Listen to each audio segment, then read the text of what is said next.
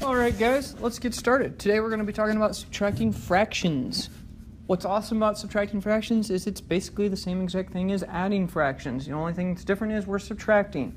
Now, when we do get to mixed numbers and whole numbers, things start to change a little bit and it gets a little bit more difficult. But to be honest with you, this is an easy lesson, so let's get started. Your objective for this video is, as a student, you should be able to accurately subtract fractions with unlike denominators.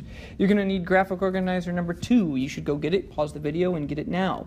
You are going to be doing subtracting fractions with unlike denominators. You'll see that you need to make sure you have the correct side. All right, all 4 steps are already labeled for you, which is awesome. Okay, the 4 steps are: you need to find the least common denominator of the fractions. Then you need to rename the fractions using that least common denominator. Finally, you're going to subtract the numerators and the denominator will stay the same. And finally, number 4, you will simplify or convert to mixed numbers if it is necessary. So let's go ahead and get started. The first one we have is 4/5 minus 1/3. Now, I told you before I like to line mine up straight up and down, okay? And we need to have a common denominator. So I'm going to go ahead and list my 5 and my 3.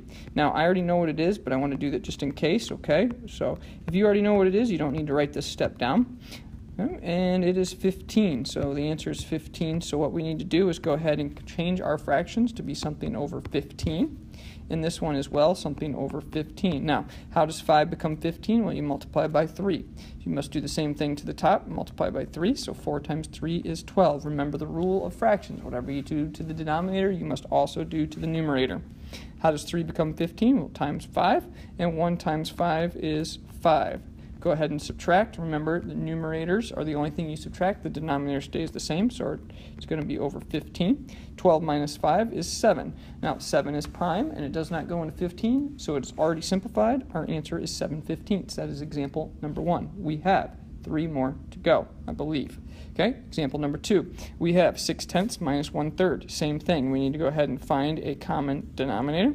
Now, if you make your list, you'll find that the common denominator for this one happens to be 30.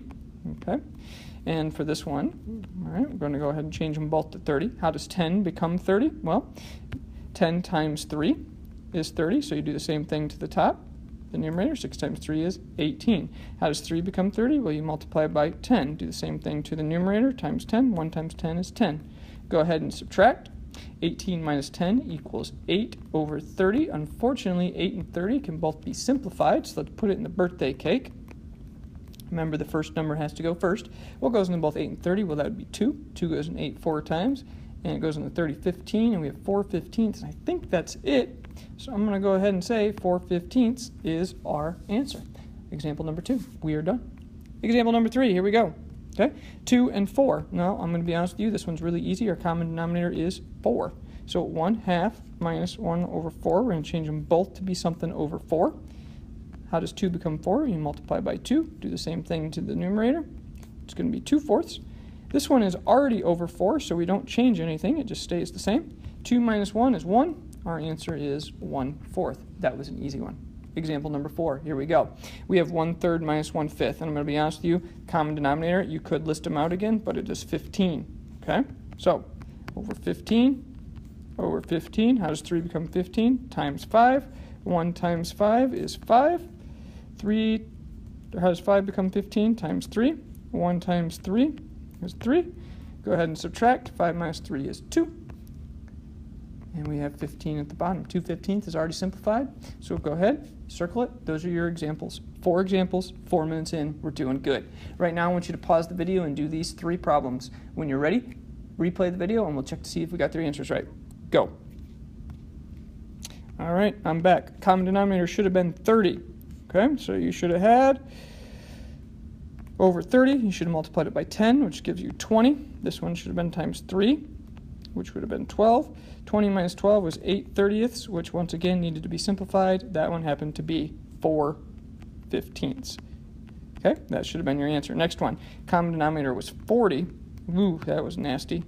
Okay, common denominator was 40, so over 40, multiply it by 5, it's 25 over 40.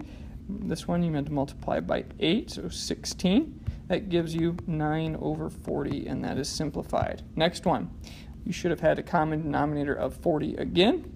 Okay, so we'll go ahead and write that.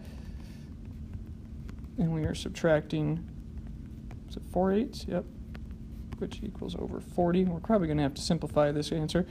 10 times 4, 6 times 4, you should add 24, and this one times 5 was 20. You're going to get 4 40ths, which they can both be divided by 4, which gives you 1/10 if you simplified it. Those are your 3 answers. If you did not get these, you need to ask Mr. Williams. Okay, he is going pretty fast in this video. All right? Now, that's the end of that. You need to do these 4 as your exit ticket. That's all for this video. It's nice and sweet and short. If you need help, ask for a workshop. When you're done with these 4, get them checked with Mr. Williams. It's really important. Ladies and gentlemen, I'm out.